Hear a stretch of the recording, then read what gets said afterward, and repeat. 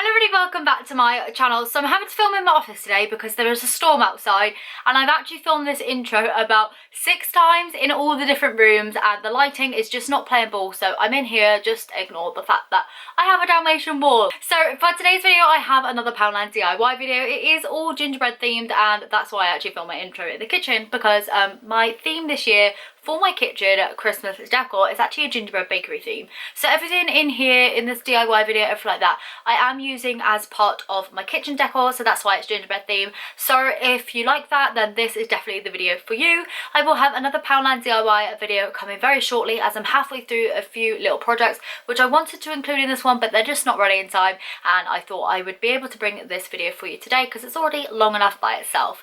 So anyway, I hope you enjoyed this video, could take away a little bit of inspiration and enjoy the DIYs.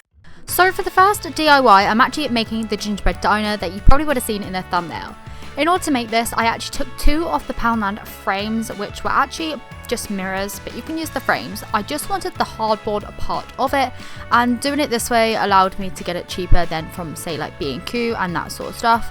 Otherwise, I would recommend B&Q. But on one of the frame inserts, I just made a loaf-like shape and cut that out with my scissors. I then took the offcut from that and then just made around about a 5cm strip long, just measured that out and then cut that out as well.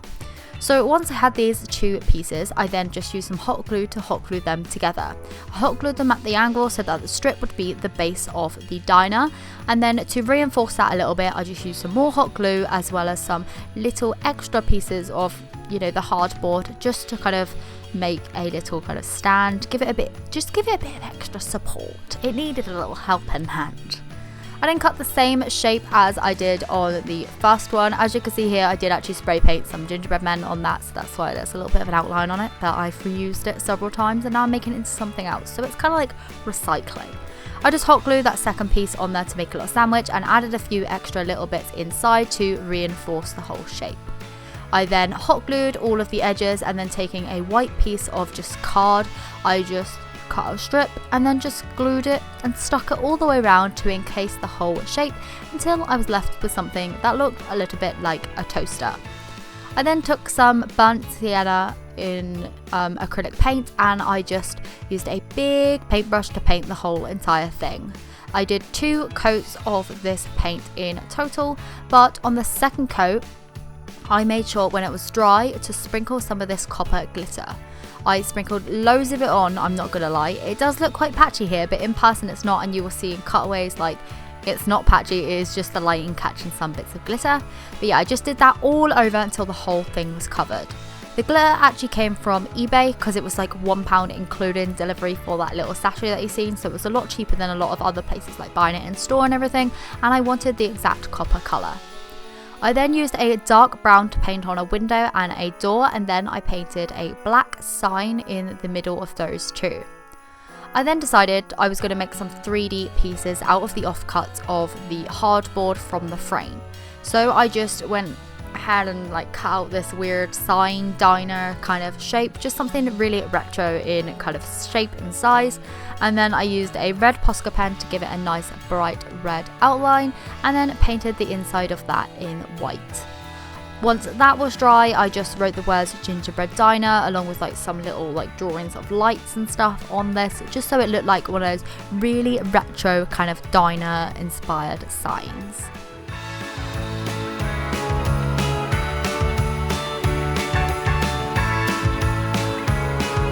Now whilst that was drying, I did actually make a few other little 3D signs, so I moved on to make the window kind of, what do you call that, like the hood of the window. Wow, I really should do my research before doing the voiceovers, I know. But I used a scalloped edge pair of scissors to make a nice kind of bumpy, lumpy edge, and then I used my scissors just to cut it up at a trapeze-like shape. I then painted it white and painted on some red stripes just to match in with the gingerbread kind of red and white theme a little bit more. I just freehanded this, and there was no rhythm, no rhyme to it. I just did what I felt like looked best, and that's what it turned out like. To add the frosting to the gingerbread bakery diner, I actually used some of this sealant, which I got from Wilko because I had it in my cupboard already. I know Poundland do sell like sealants and like corks and that sort of stuff, so be sure to use one in there if you're just sticking to the Poundland, you know, materials. But as I already had this one, I thought, what is the point in spending any extra when I already have the products just to make it a Poundland one? We all know that they're in there, so yeah, that's what I did.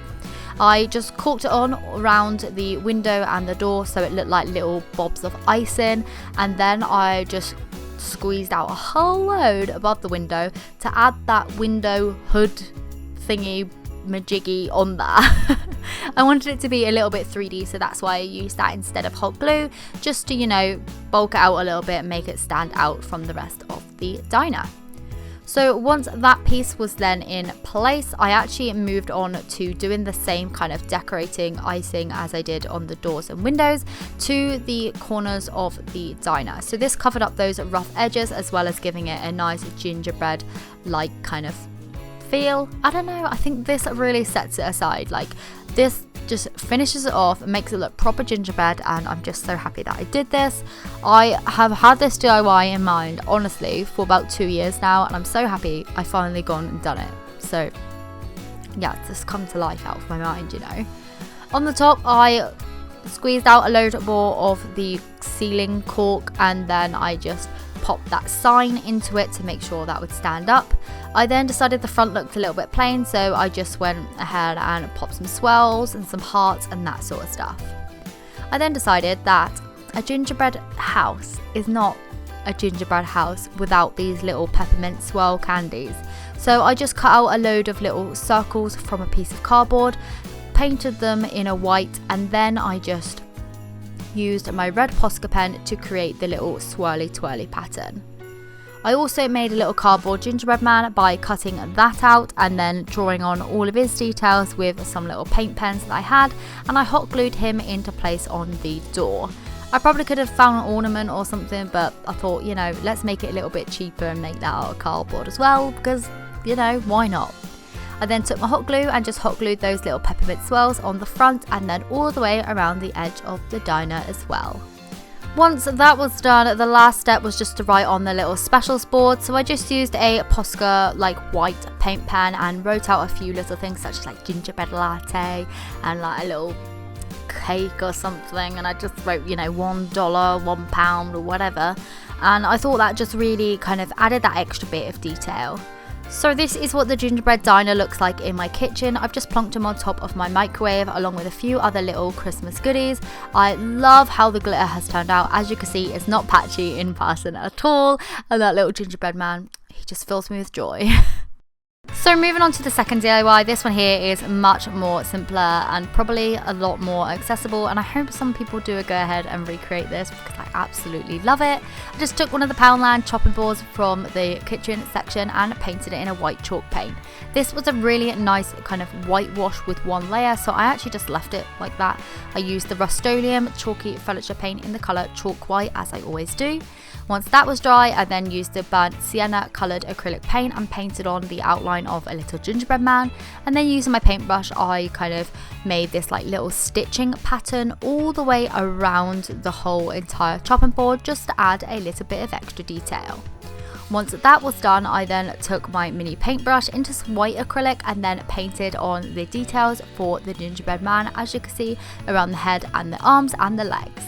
I then painted on the face using some dark brown, and once that was done, my little gingerbread chopping board was then complete. This is just for decorational purposes, as you can see here, it's just on my fireplace. I don't know, I love it. I just love it. And that stitching, it's a simple one, but I feel like it's just really effective.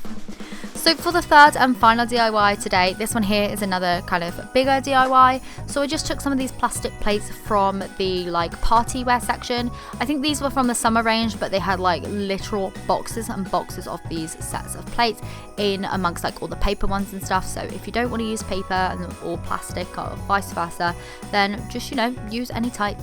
So I hot glued two of them together and then popped a kind of wooden dowel in between it, hot gluing that into place. I then took some red duct tape and just started taping over the edges and then just completely covering the whole of the kind of plate's shape and making it nice and smooth as possible. It definitely would have made more sense if I did this in a white and then painted the red on, because I had to do a couple of layers of the white acrylic paint, but I didn't have any white duct tape and I had red, so I thought I'm going to use the red and paint on the white. So if you find white duct tape or find the other one, it's a lot easier when painting red on instead of white, trust me, because as you can see here, it goes really see-through. But to get my pattern on, I just used a white paint pen just to kind of draw out those lines for myself so that I made sure they were nice and even. And then I just went in with the white acrylic, painting on about 3 layers to get a really opaque finish of this like peppermint swirl pattern. I did this only on one side. I did cheat, I left the other side red because I figured no one's ever going to see it, you know? So I then took these buckets from the garden bit in Poundland and I took some white spray paint. This is my favourite white spray paint. It's the Painter's Touch Matte White by Rust-Oleum, and I just did a good like blasting painting of that to make sure that it was all coloured in white. To attach the peppermint kind of stick things going on into these buckets, I actually used these reels which I used on my gingerbread tree in my kitchen, and these had ribbon on and I just thought, I know, I can use them for part of this DIY. So I hot glued them into the bottom, hot glued the bottom of the kind of wooden dowels and then stuck that into the hole. Once that was all set and secure, I then just took some scrap paper and like, this was actually the backing of some vinyl, and I just popped that in to bulk out the bucket. I then coloured in the edge of the bucket with a red Posca pen to make it look a bit more like enamelware so that it has that nice red detailing on, and then I just hot glued loads inside of the bucket and on top of the paper and stuff, and just stuck down a good thick layer of this Easter moss. Now you're probably thinking Easter moss, but in my Poundland again, there must have been at least 50 bags of this in the gift like wrap section where like they have all the shredded paper and stuff. For some reason they chucked all the Easter moss there as well, so you can still buy it. You may just be as lucky as I was and find some at Christmas. But I made these little bows off of some ribbon which was actually wrapped around some pajamas, and then I hot glued them on, and once that was done I popped them on each end of my fireplace so they look like so, and I am so in love with them. I think the moss just gives it that extra Christmassy green touch, and this is what it looks like on our this side. So that is the end of today's video. I hope you have enjoyed it. Like I said, I'm really sorry about this kind of weird setup going on. I just have no other choice. Yeah, the weather is just not playing ball. Any other YouTubers out there struggling with this? It's just a real thing, isn't it? I don't know. I know it's winter and all, but oh, my golly, this storm at the moment has taken a new turn. I honestly thought the roof of my house was going to blow off the other night, but that is not what this video is about. It's just not. I keep rambling on about the weather like a proper British kind of stereotype thing going on.